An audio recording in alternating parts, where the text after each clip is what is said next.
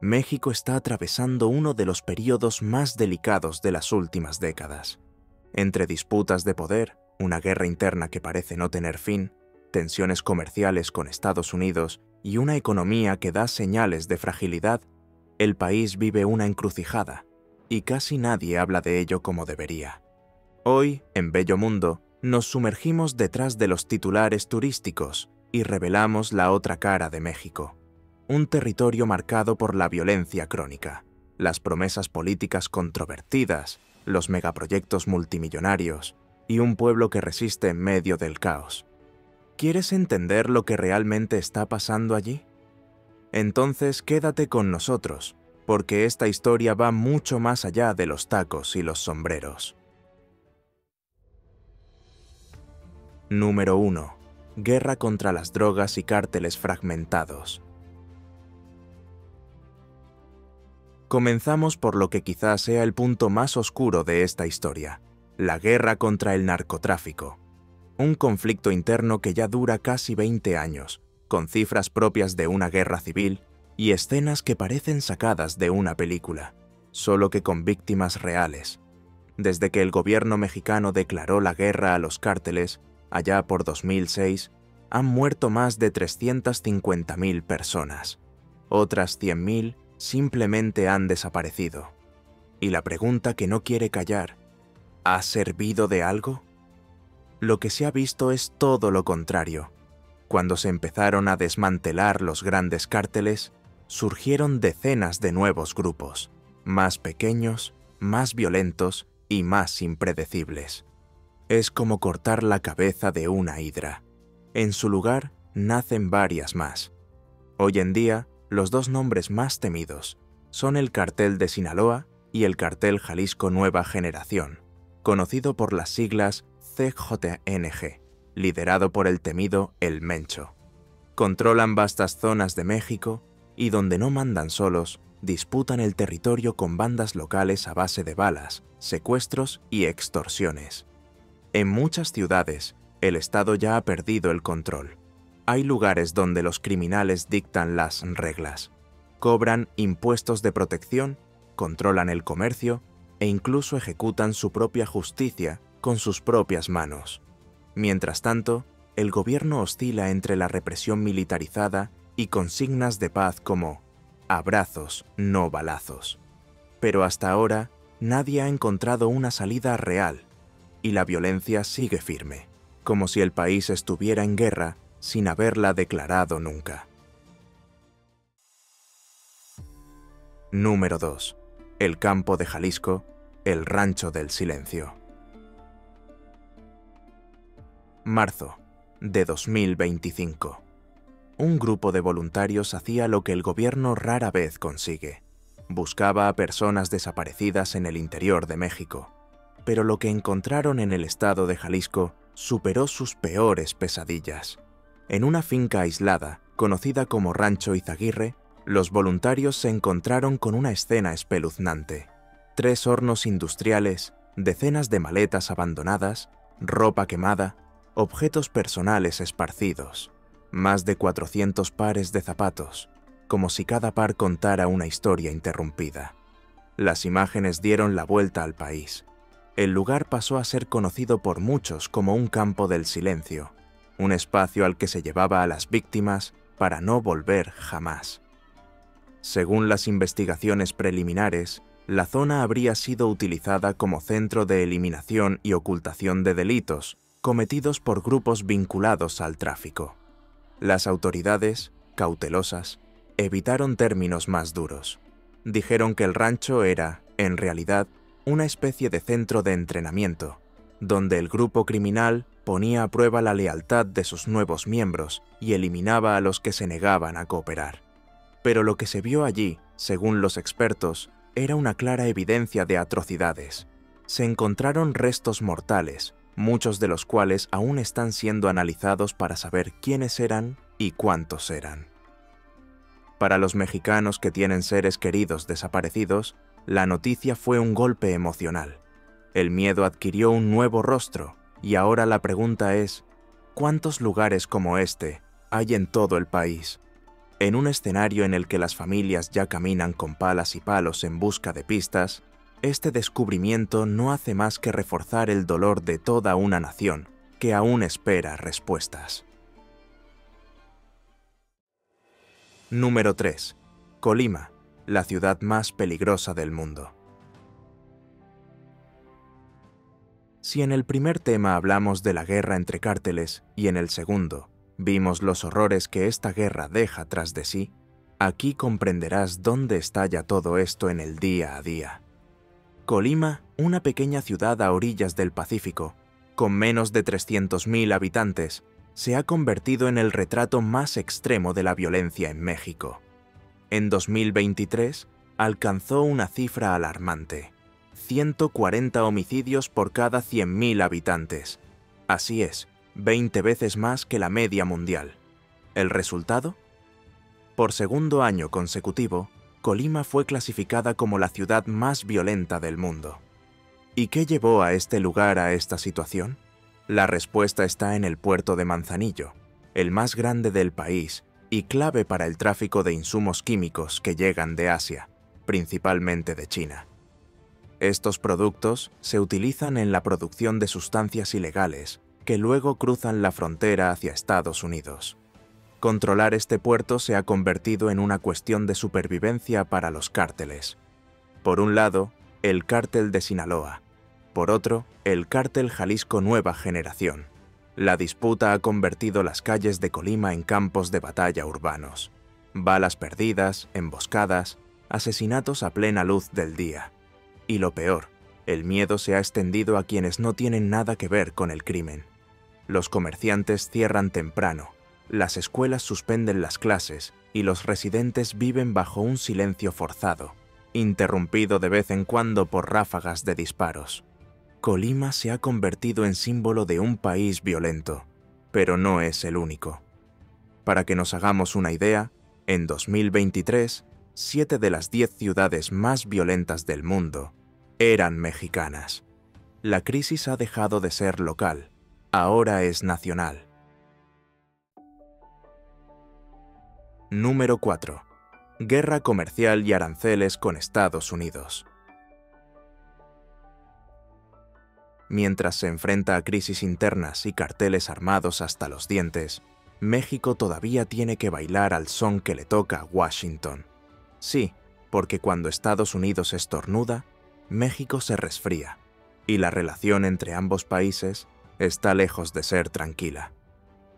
A pesar del tratado comercial que une a México, Estados Unidos y Canadá, el famoso TMEC, y que garantiza el libre comercio, la verdad es que cualquier cambio de humor del vecino del norte puede convertirse en una pesadilla para la economía mexicana.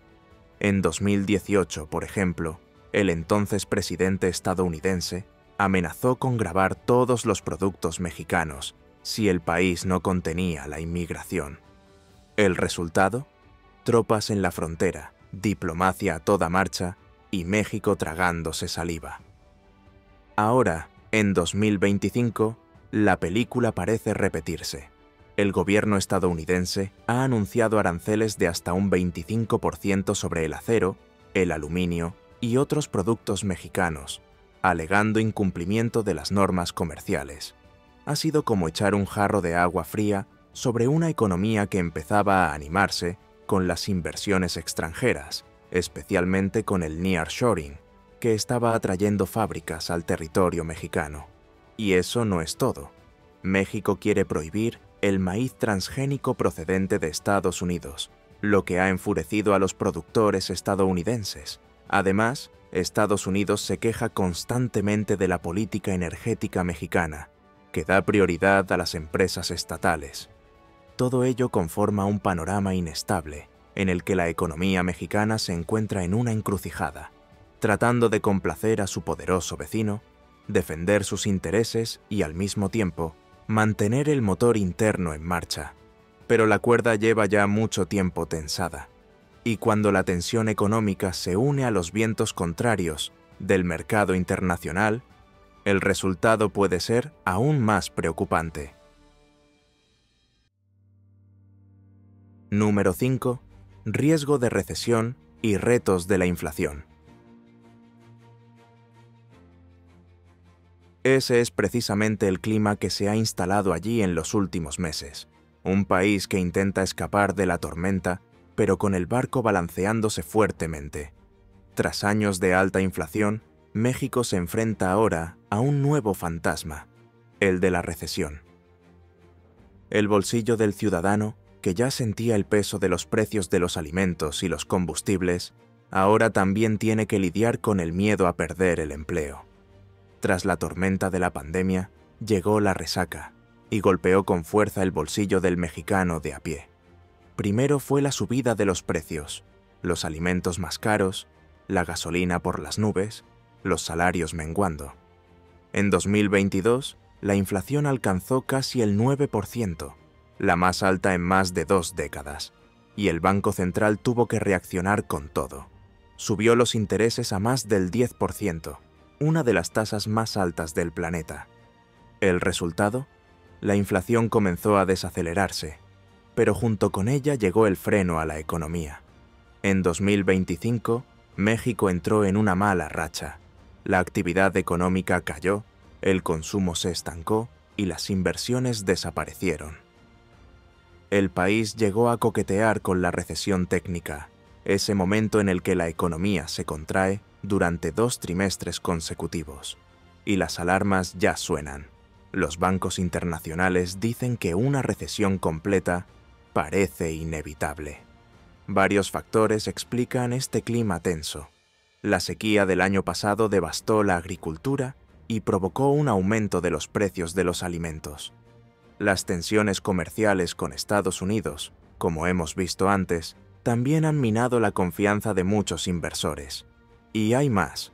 Con el fin del boom de las obras públicas y la desaceleración estadounidense, sectores como la construcción y las exportaciones han perdido fuelle.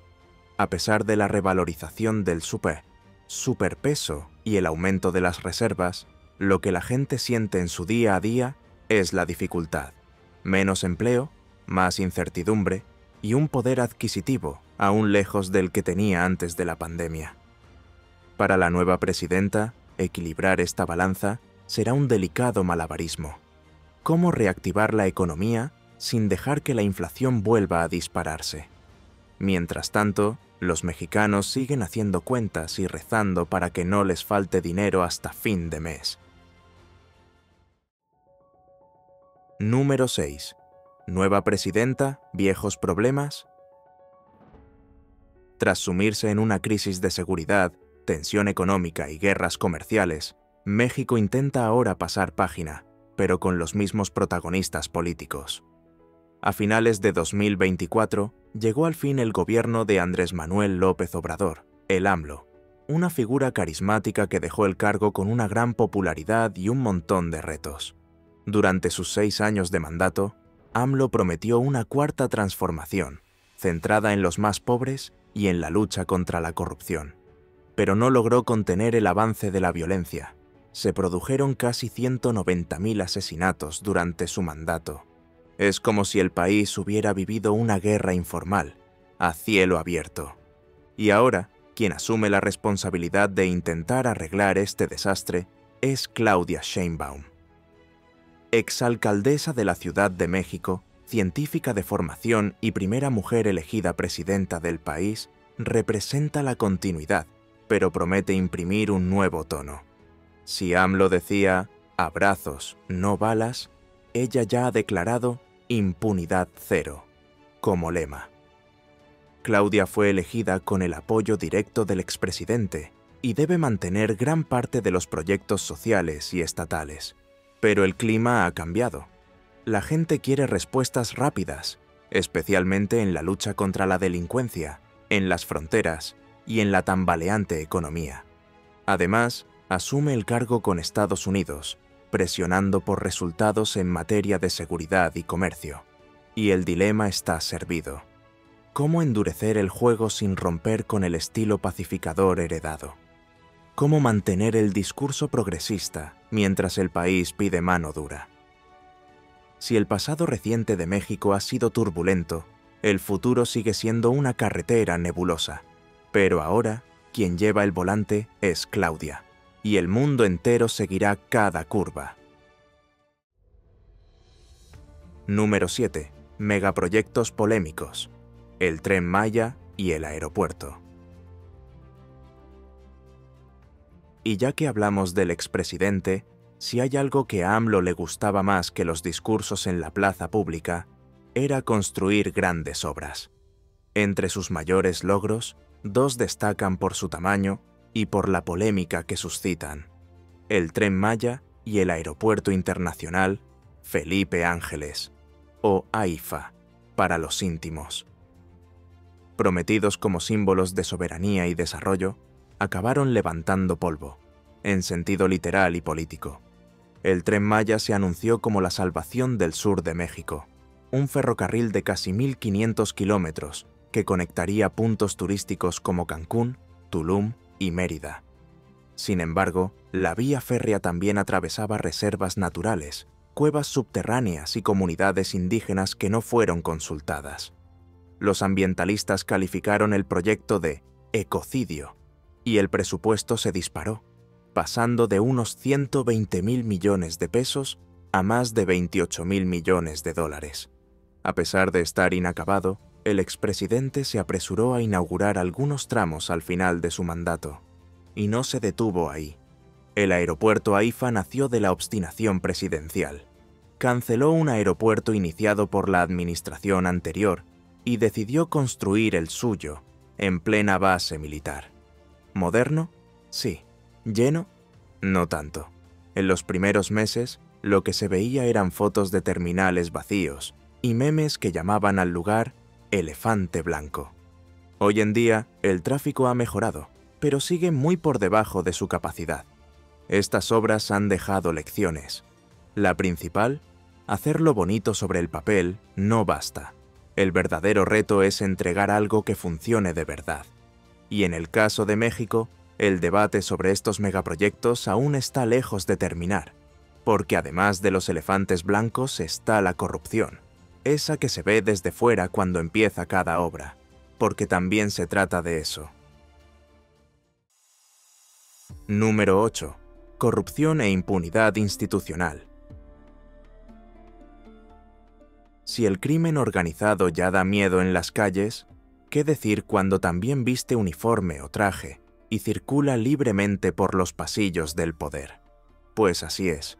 En México, la corrupción se ha convertido casi en una institución paralela.